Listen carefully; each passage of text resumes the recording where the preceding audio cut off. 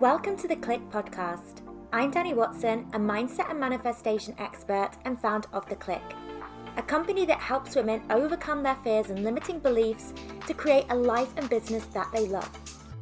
Within this podcast, I will help you get clear on what you want, identify the blocks that are holding you back, transform your mindset and raise your vibration so that you can co-create magic with the universe. If you are looking to design a life that truly sets your soul on fire and manifest more success and abundance, then you are in the right place.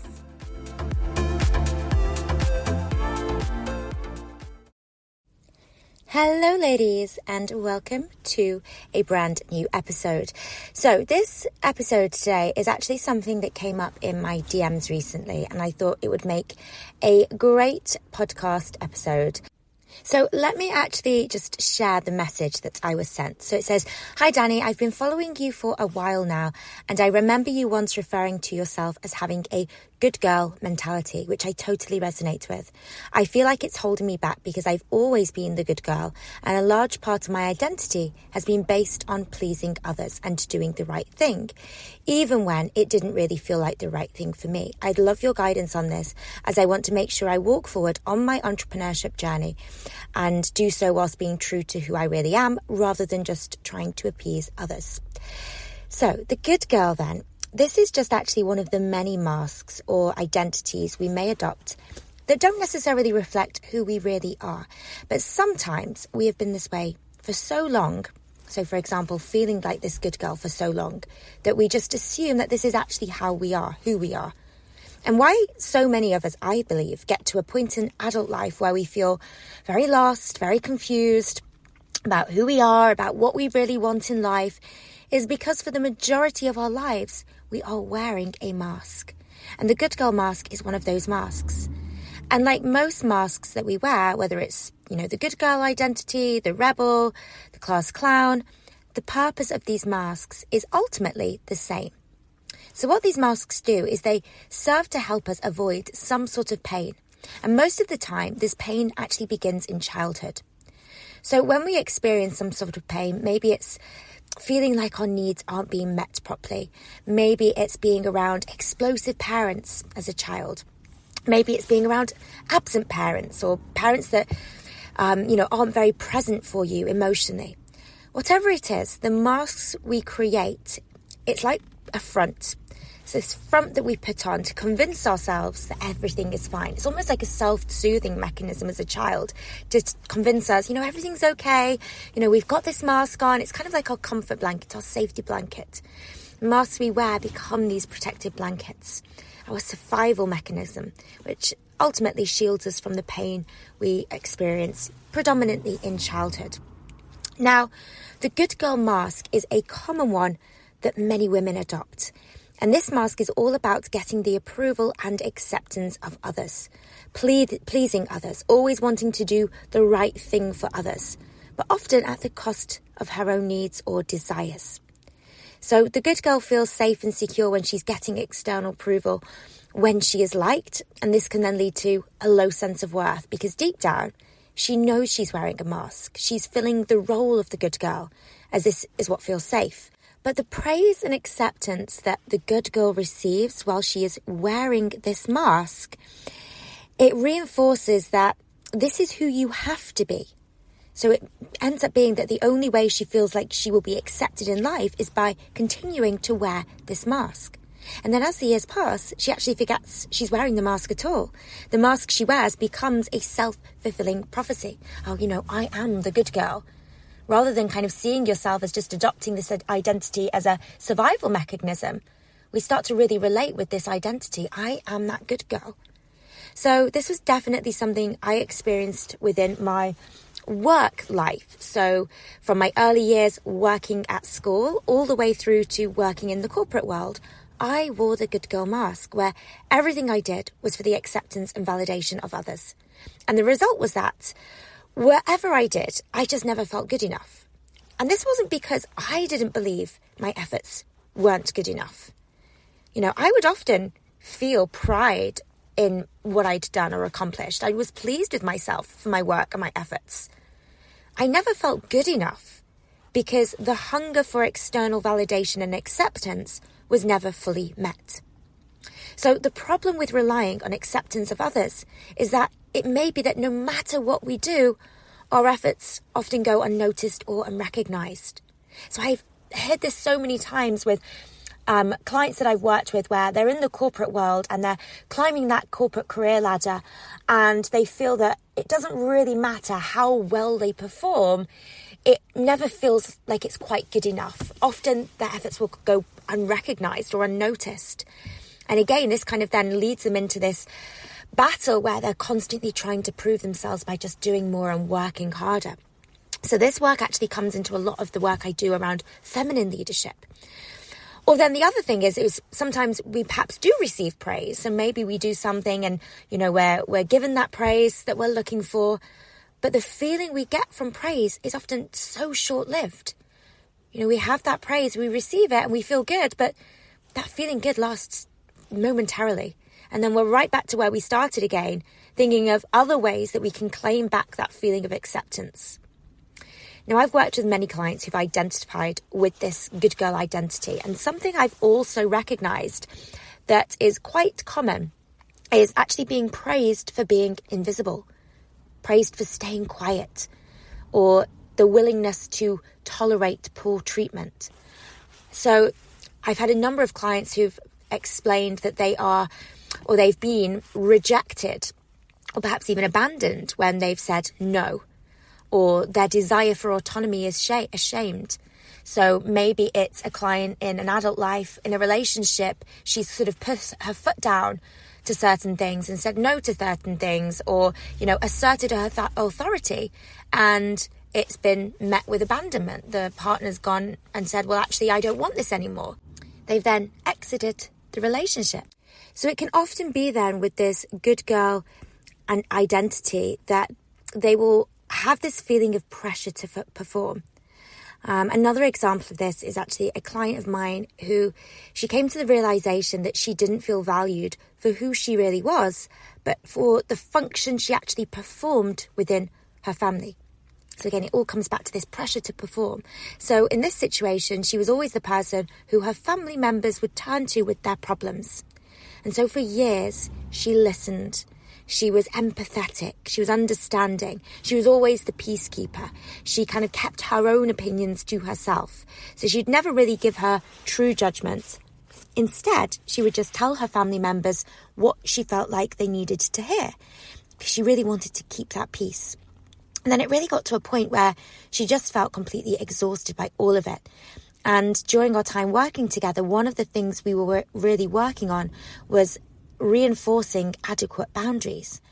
And the response to those boundaries that she implemented were not met well with her family members. So her sister ended up actually telling her that she was being selfish for not sticking up for her during an argument with her mother.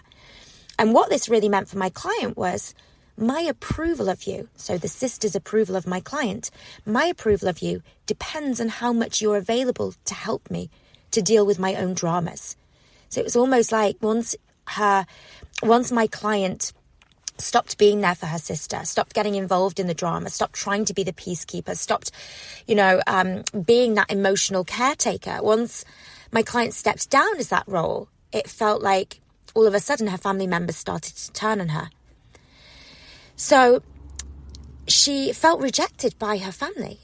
For years, she felt like she'd been trapped in this cycle of, needing to be there because she felt like she needed to be there in order to be liked and to help avoid conflict. So often when setting firm boundaries, there can be a backlash. And this is something to really be mindful of when we start to step away from that good girl identity.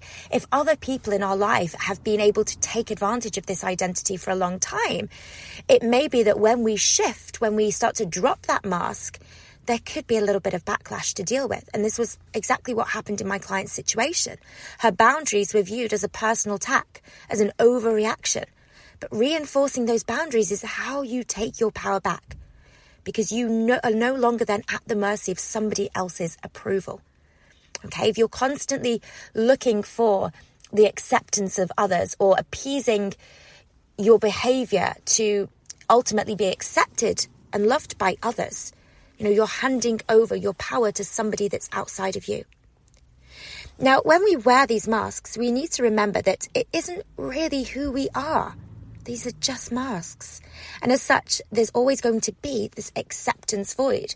So this is why it often feels like no matter how much we do, no matter how much we try and please others, we never feel not enough. And this is why the good girl will often struggle with things like low self-worth, low self-esteem, because there's always that feeling of not enoughness. And there's also going to be this feeling of, okay, well, we may have been accepted whilst we're wearing the mask, but if it's not our true self that's receiving acceptance, we need to remember that it isn't really our true self. It's our good girl identity. It's the girl who works hard, the girl who's productive, the girl who conforms to expectations, the girl who makes others look good, the girl who sacrifices her own needs. This is the one that's getting the acceptance. But what the good girl wants, what she really wants, is to be loved without that mask. To be loved when she's being lazy, to be loved when she gets angry, when she refuses to conform, when she disappoints somebody. She wants to be loved when she can't be bothered to, make polite small talk or, try and be the peacekeeper. And what's really interesting is that we often deeply want to be loved by others when we aren't wearing the mask. Yet wearing the mask is often the only way we are able to truly love ourselves. And so this is where self-love really comes into play. Because self-love means to love the real you. The you even in your not so finest moments. The you when you're not wearing that mask of the good girl. So the love you are able to receive from others is mirrored in the love that you give yourself. So if we really want to lose the good girl identity and trust we will still be accepted, it starts with loving ourselves without the mask too. So the degree to which we can love ourselves for our real selves, the more we can then demand that of others as well. Now, what often comes into play when working with clients who have adopted these masks, especially the good girl identity, is mother wound healing. So the dynamics of the mother-daughter relationship often feed into this good girl identity. Now, I really want to point out here that you could have a really great relationship with your mother and still have a mother wound. So for a long time, I didn't really want to dig into mother wound healing for myself, as I really felt guilty. It felt like I was inadvertently telling my mum, you weren't a good enough mother. And what I needed to remind myself, though, was that our parents, they often did the best with what they had, and they are also a product of their own childhood experiences. They did the best they could, and their best was actually their ceiling. And their ceiling then becomes our floor. So as we then raise our next generation, we're starting from that higher point. Now, mother wound healing, though, is a reminder. It's not about blaming our mothers. Okay, we're not here to say they did this wrong. What we're doing by taking on mother wound healing is we are taking radical responsibility for our own healing and acknowledging that our childhood did play a role in who we are today, without any sort of blame or, judgment on our mothers. Now, something that came up for me in my own mother wound healing was recognizing that my mother depended on me a lot when I was younger. So I was the eldest. So, I was the one that, when my father was working away a lot, I was the one that got to stay up with my mum. We'd watch films late at night. I was always the one that got to sleep in her bed. And this made me feel special. It made me feel important. And to keep in her good books, I wanted to keep showing up as who she wanted me to be. So anything she praised me for, I would double down on it. So I was often praised for being really independent and really mature for my age. I was praised for working hard. So these things have formed my good girl identity. Now, my mum was always about tough love. So I wasn't really allowed to get upset about things. If I was sad about something, it was just almost like, well, that's life. You just have to get on with it. I wasn't really allowed to kind of get sad for too long or dwell on my emotions. I was told I was being too dramatic if I, got really upset about something. It was like, let's just get on with it. And in my mum's eyes, she thought this was doing me a favour. She was teaching me resilience and, getting me to just get on with things and take action and just be a doer. And she taught me that I always just had to be strong and essentially hide what I was feeling. Now, whatever parts of me or things, within me that I recognised my mum didn't like too much, or things that my mum wanted to avoid. So talking about feelings or embracing emotions, for example, I avoided them too. So again, it was this wanting to be accepted, wanting to have the way I showed up validated. So my whole identity became about doing things or avoiding things in order to please my mum. So often this good girl identity really runs deep, and it's not just simply a case of letting go of the mask, taking the mask off, because ultimately we wore that mask because in childhood that was our way of feeling safe, of feeling secure. Wearing the mask was ultimately where we derived our love from. Okay, so for us to feel like we were truly loved and truly protected from our primary caregiver, often we felt like we needed to wear that mask in order to have that acceptance. And remember, the things that happen in those early childhood years, especially between the ages of 0 to 7, are so deeply ingrained within our subconscious mind that they do start to form a part of our identity. It's not just a belief system, it is a part of our identity. So it's not just a case of, okay, well, I take this mask off, because that's almost to say I need to actually change who I am or who I've believed myself to be for the majority of my life. It can feel very, very vulnerable to actually get to a stage and say, I want to take off this mask, because we've perhaps never known ourselves to be any other way. And then we start to kind of be drawn back into those childhood experiences, not necessarily consciously remembering them. This is all perhaps happening at a subconscious level. And why we perhaps cling to these masks and identities for so long is because deep down we believe that, well, if I take this mask off, who's going to love me? Am I going to be rejected? Am I going to be accepted? Am I going to be criticized or shamed if I take this mask off? So it's all of these subconscious things that are bubbling below the surface, why we end up keeping ourselves in the same cycles of, I've got to be the good girl in order to succeed. I've got to be the good girl, in life. This is just who I am. Now, the good girl can manifest itself in a number of different ways, but for me personally, it was overperforming, overfunctioning, and feeling completely depleted emotionally, mentally, physically, spiritually as a result. And I would do that within my work. I would do that with anything, basically, that I put my focus and energy onto. It was this constant feeling of, this isn't enough. I could do better. I could do more. And kind of constantly, again, coming back to that good girl mentality, it was very much subconsciously tied back to wanting to please my mother. It can also manifest itself as a difficulty in setting boundaries. So struggling to say no, struggling to kind of put your own needs first. Again, kind of that people-pleasing mentality. It may be a difficulty in actually speaking your truth or actually asking for what you want. Sometimes the good girl, again, was perhaps praised rather for being quiet, for, just being timid, being in the corner, and perhaps was given praise for that. Oh, look how good she is. Look how quietly she just sits there. And I've actually heard this language being used with parents in, the circle of parent friends that I have, where they'll sort of praise the child who literally just sits there and is really good and really quiet and doesn't really say much and just easy, basically. So again, it's kind of them reinforcing, like, this is who I need to be in order to be accepted or loved. But as an adult, that can then translate into, I can't speak up. I can't perhaps, say what's on my mind if it's going to rock the boat. I don't really want to ask for what I want because I don't want to be seen as being too demanding or being too much.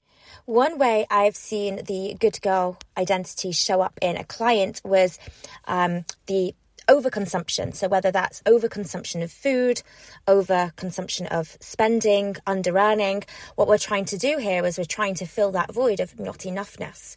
So it's almost like we have these patterns of self-sabotage as a way to distract ourselves from what we're really feeling, because deep down we don't feel like our true selves is enough. We're being forced to wear this mask and we can't take this mask off because if we were, we wouldn't be accepted.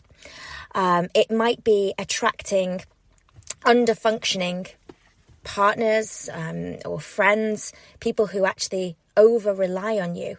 Being the good girl sort of reinforces this dynamic within a relationship, because as a good girl, we want to be there for others. We put others' needs before ourselves. So we'll listen to the friend, we'll give them advice, we'll kind of nod and agree with them, and we're kind of there to emotionally support them, but often then at the cost of our own emotional needs. Something that I found has very much been prevalent in my entrepreneurial journey is this real desire to want to show up in the world and be really authentic as a way to kind of connect with my audience and to build my brand authentically. But the fear that is kind of weaved into that is that, well, maybe others will reject me.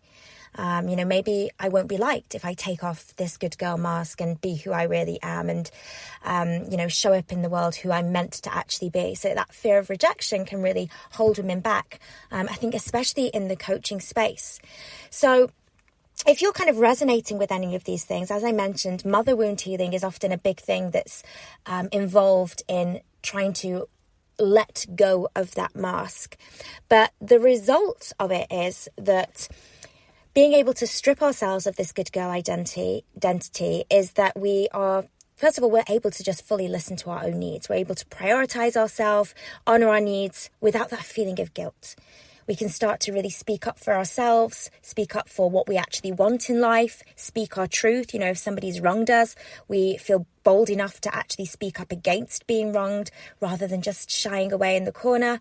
We actually ask for what we want, without being fearful of being rejected for it. For me, a big thing was my ability to do less, to accept myself and what I'm producing and not have this constant need to validate myself by doing more, by working harder, by showing up more. And then as a result, I've really been able to honor my own energetic needs.